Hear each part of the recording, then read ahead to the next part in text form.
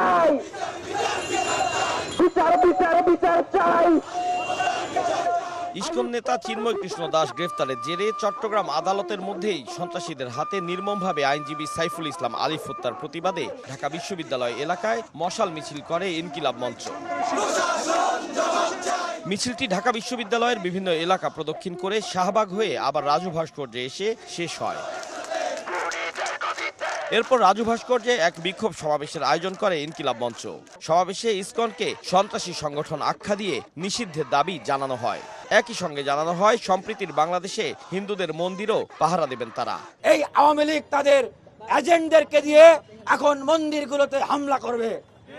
সনাতন ধর্মধর্মীদের বাড়ি ঘর ব্যবসা বাণিজ্য বিভিন্ন প্রতিষ্ঠানে তারা আক্রমণ করবে, অগ্নি সংযোগ করবে। সুতরাং এই ধরনের কোনো সুযোগ দেওয়া যাবে না। আপনারা পাহারা দিবেন এবং আপনারা সম্প্রীতির সমাবেশ করবেন।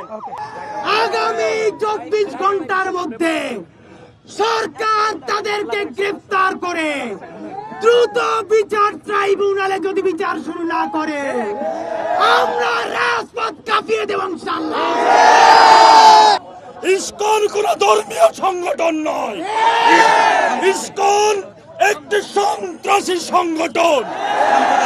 বাংলাদেশ সরকারকে উদাত্ত আহ্বান জানাই, 24 ঘন্টার মধ্যে হত্যাকারীদেরকে গ্রেফতার করে ইসকনকে নিষিদ্ধ করতে হবে।